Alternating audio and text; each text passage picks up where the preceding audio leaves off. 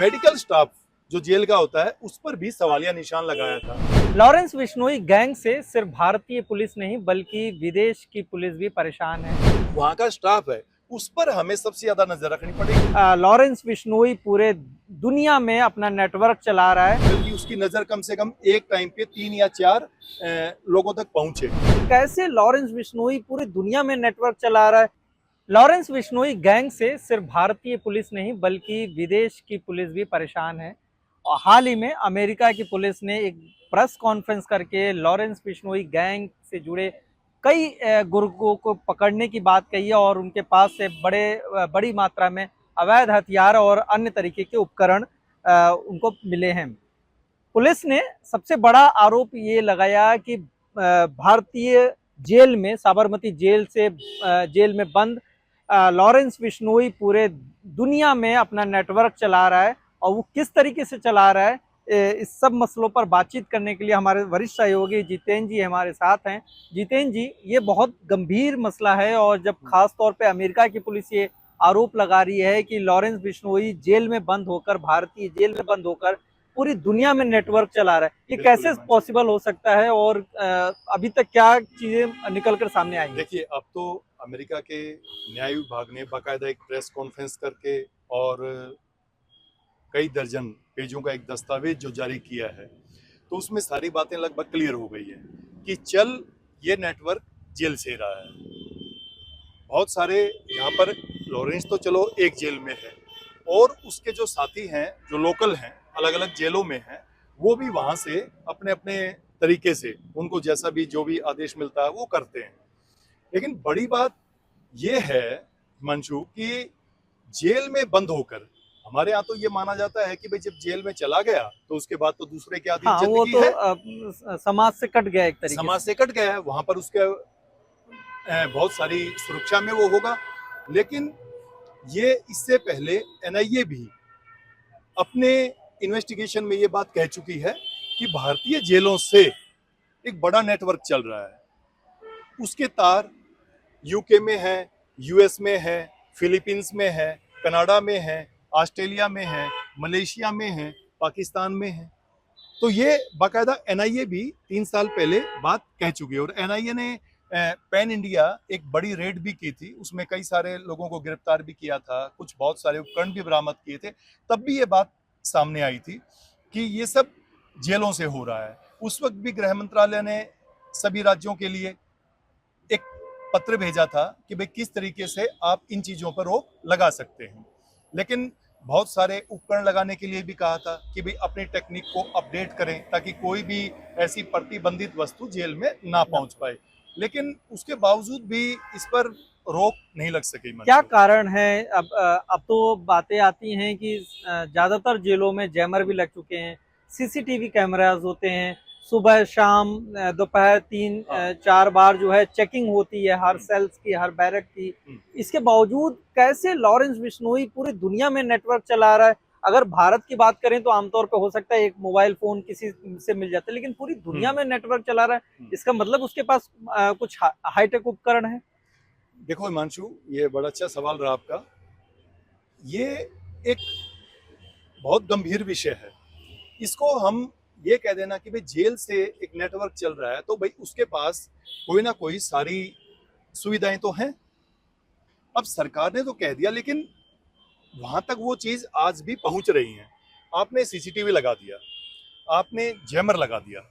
हालांकि इससे पहले हिमांशु एक और बात बताना चाहूंगा, जैसे इंटेलिजेंस होता है सिक्योरिटी फोर्सेस के लिए, तो आज एआई भी आ गया है, तो बहुत सारे उसके जरिए भी कहते हैं कि खुफिया जानकारी जुटाने के लिए उसकी मदद भी ली जाएगी। लेकिन सबसे बड़ा जो आज भी खुफिया जानकारी का स्रोत होता है वो ह्यूमन इंटेलिजेंस होती है।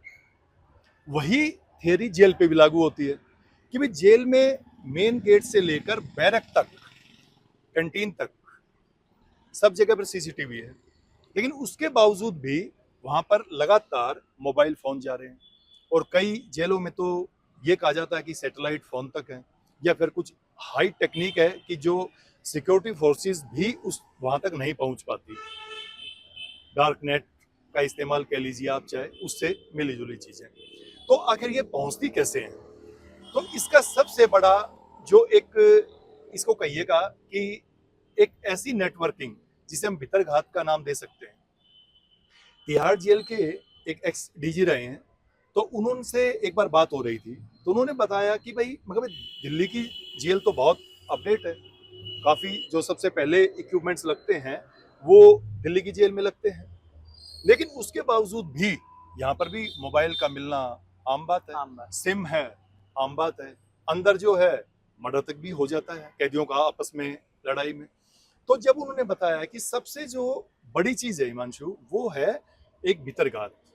जो स्टाफ है, आखिर मोबाइल फोन, सिम या कोई ड्रग्स या फिर कोई और भी प्रतिबंधित वस्तु जाती तो मनुष्य के द्वारा ही है, जो वहाँ का स्टाफ है किसी ना किसी तरीके से वही है। उन्होंने कहा कि इसके अलावा कोई बाहर का तो लेना ही जा सकता। भाई आपको मिलना है तो आपकी मिलाई के लिए तो जब आप जाएंगे तो आपकी अच्छे से चेकिंग होगी, फिर जब जिससे मिलने जा रहे हैं वो भी चेकिंग के द्वारा गुजरेगा कई पड़ाव से, उसके बाद जब वापस जाएगा मिलके तब भी चेकिंग होगी। लेकिन सबसे बड़ी बात है कि जो वहाँ का स्टाफ है वो सबसे ज्यादा मतलब शक की सुई उसके ऊपर होती है। और ये बात केवल हम नहीं कह रहे हिमांशु, गृह मंत्रालय की संसदीय स्थायी समिति की 242 रिपोर्ट में ये बाकायदा लिखा गया है। मतलब ये ऑन रिकॉर्ड है, On सरकार को record भी है, ये मालूम on- है कि ये ऐसी चीजें होती एनआईए हैं। ने तो अपनी इन्वेस्टिगेशन में कहा था, लेकिन संसदीय स्थायी समिति ने भी ये बात स्वीकार की है कि जेल का स्टाफ होता है। और यहाँ तक कि उस समिति ने मेडिकल स्टाफ जो जेल का होता है उस पर भी सवालिया निशान लगाया था कि इन लोगों के द्वारा भी जेल में फोन या दूसरी प्रतिबंधित वस्तुएं पहुंचाई जा रही है।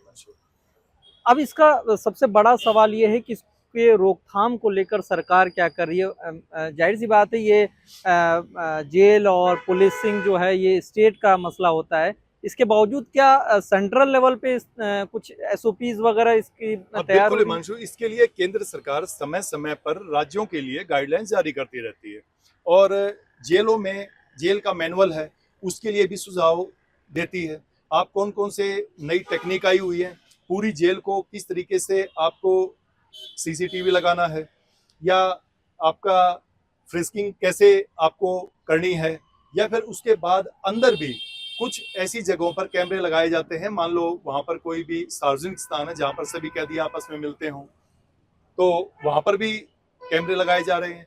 तो सब कुछ सरकार तो अपनी तरफ से ये लोग कर रहे हैं, लेकिन बात फिर वही आती है हिमांशु घूम फिर कर कि आखिर तकनीक को मात कौन दे रहा है। सबसे बड़ी बात यह है, आपके पास सीसीटीवी भी है, आपके पास जैमर भी है, आपके पास दूसरे तरह के उपकरण भी हैं, लेकिन उसके बावजूद भी मोबाइल फोन और दूसरी प्रतिबंधित वस्तुएं जेल में जा रही हैं। सबसे बड़ा सवाल ये है, तो ले कौन जा रहा है। वही बात है कि आपको कहीं ना कहीं जो वहाँ का स्टाफ है उस पर नजर रखनी होगी, क्योंकि वही अंदर तक ले जाता है। और ये भी संसदीय समिति ने ये भी कहा था, इसका एक बड़ी वजह भी आई है कि पूरे देश में ज्यादातर जेलों में जो निचले लेवल का स्टाफ होता है उसका ट्रांसफर भर्ती से लेकर रिटायरमेंट तक होता ही नहीं है। सेम जेल में काम वो करता पूरी है। की पूरी जेल में अपनी 30, 35, 40 साल की नौकरी वहीं बिता देता है। ये संसदीय स्थायी समिति ने भी इस पर एक कठोर टिप्पणी की थी और बाकायदा एमएचए से कहा था कि वो राज्यों के लिए ऐसी गाइडलाइंस जारी करें कि एक बहुत छोटे छोटे अंतराल पर जेल के स्टाफ का ट्रांसफर नियमित तौर पर होता रहे। लेकिन कई जगह पर हमने देखा है कि कई राज्यों में कि भाई बहुत लंबे मतलब 1 दशक 2 दशक तक भी स्टाफ वहां पे रहता है। जब स्टाफ रहता है तो फिर उनकी आपस में एक मिली भगत हो जाती है। मान लो वो स्टाफ लंबे समय तक उसकी जगह जो आया है वो दूसरे से फिर ऐसी अप्रोच कर सकता है। ये समिति ने अपनी रिपोर्ट में बातें कही हैं कि भाई इसका एक सबसे बड़ा ये है कि इक्विपमेंट तो ठीक है, लेकिन उसके अलावा जो वहाँ का स्टाफ है उस पर हमें सबसे ज्यादा नजर रखनी पड़ेगी, उन्हें अलग अलग बदलना पड़ेगा। एक हिमांशु इसमें एक चीज और आपको बताना चाहूंगा, जैसे पुलिस होती है भाई मैक्सिमम जगह पुलिस कर लेती है। जैसे दिल्ली की जेल है तो दिल्ली की जेल में बाहर की जो स्टेट आर्म पुलिस होती है वो भी रहती है। उसको भी इसीलिए किया गया था कि भी लोकल स्टाफ जो है वो कुछ ज्यादा घुले मिले ना और इस तरह की जो अवांछित हरकतें हैं उन पर उनसे थोड़ा दूर लगाम रहे। लग सके। लगाम रख सके। लेकिन अभी अभी हाल ही में पिछले महीने ही CISF को जम्मू कश्मीर की 5 बड़ी जेलों का सुरक्षा की जिम्मेदारी दे दी गई। वहां से JKP को पूरी तरह से हटा लिया गया हिमांशु। अब बहुत सारी इसके ऊपर तो रिसर्च हुई है कि भाई पहले टेररिस्टों तक फोन भी पहुंचते थे और दूसरी वस्तुएं भी पहुंचती थी और लाइव भी हो जाते थे वे कहीं अपने ऑर्गेनाइजेशन के साथ, ऐसी खबरें भी बाकायदा मिली थी। लेकिन अब CISF है, केंद्रीय बल है, तो अब उसको 5 जेलों का जिम्मा दे दिया गया है कि भाई तो अब क्या ये जो अभी ट्रायल या हम कह सकते हैं इसको जी ट्रायल फेज के लिए ये किया गया है, जी। क्या ये बाकी देश के बाकी हिस्सों में भी देखने को मिल सकता है आने वाले दिनों में? ऐसा हो सकता है हिमांशु, क्योंकि जेल जो है राज्य का विषय है, पुलिस राज्य का विषय है, तो इसमें सेंट्रल गवर्नमेंट तो क्या है कि उनको एक सुझाव दे सकती है कि वो किस तरीके से इन चीजों से बचें।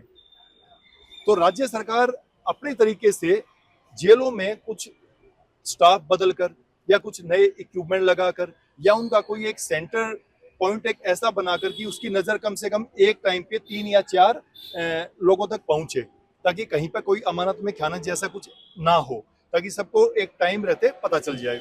तो ऐसा कर सकता है, लेकिन करना तो ये सारा स्टेट को ही है। करना तो स्टेट को ही है। पूरी दुनिया को मालूम है कि जेल से कैसे लॉरेंस बिश्नोई पूरी दुनिया में एक रैकेट चला रहा है। भारत सरकार भी इस बात से इत्तेफाक रखती है और सरकार के ऑफिशियल रिकॉर्ड में भी ये चीज़ दर्ज हो चुकी है। अब आगे देखना होगा कि सरकार और राज्य सरकारों के साथ तालमेल बनाकर किस तरीके से इन सब बिंदुओं पर लगाम लगाती है। ऐसे वीडियोस देखने के लिए अमर उजाला को सब्सक्राइब करना मत भूलें। अमर उजाला के लिए जितेंद्र के साथ मैं हिमांशु मिश्र। अगर आप ये वीडियो YouTube पर देख रहे हैं तो हमारे चैनल को सब्सक्राइब कर बेल आइकन दबाएं और Facebook पर देख रहे हैं तो हमारे पेज को लाइक करें।